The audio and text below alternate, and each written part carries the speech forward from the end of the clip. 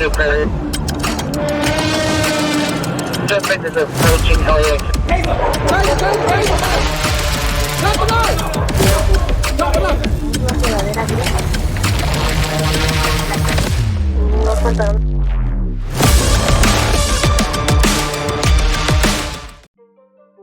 Hello, I'm James Burleson, the Public Information Officer for the North Glen Police Department. This weekly video review covers the period from July 7th to July 20th.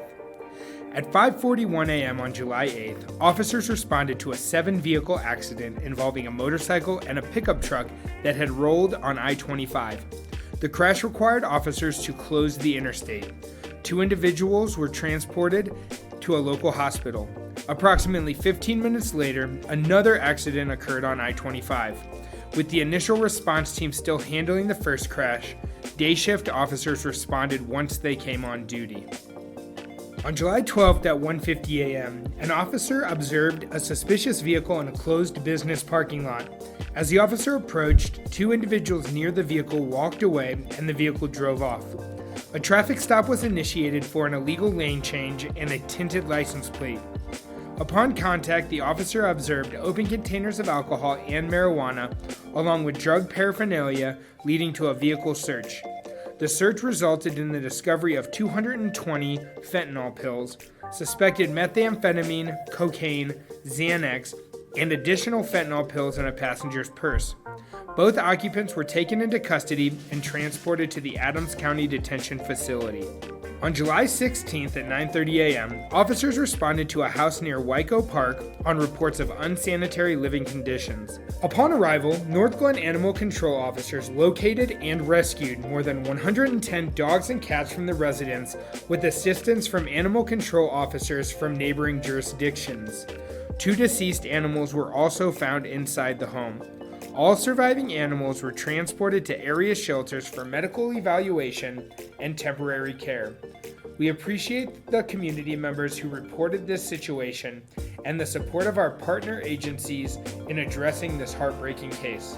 On July 18th at 9:58 p.m., officers responded to a crash involving a motorcycle and a vehicle on East 120th Avenue near Claude Court.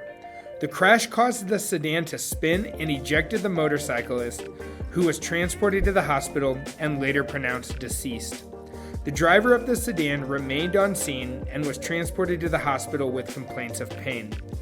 While officers were working the fatal crash on East 120th Avenue, they had to deal with 3 separate incidents of drivers ignoring emergency vehicles.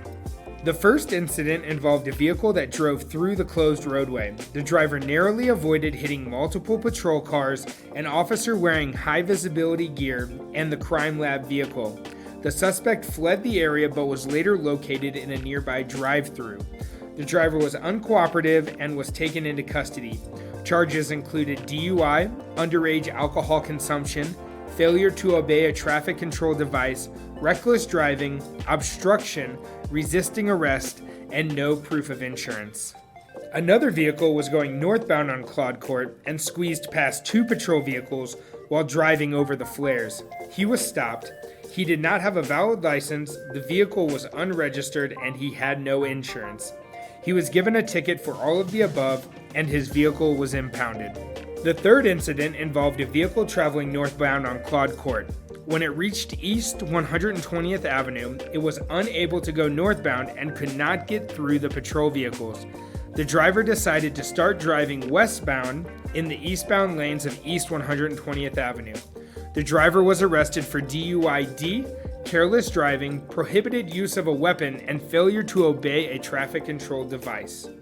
When emergency crews shut down a road, it's for your safety and ours. Do not drive around emergency vehicles or barricades. Our officers need space to work. Trying to sneak through puts lives at risk and could delay help for someone in need.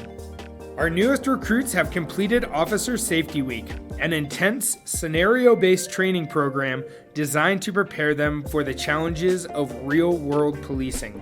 From traffic stops to crisis response, each officer demonstrated the focus, skill, and decision-making needed to keep themselves and the community safe.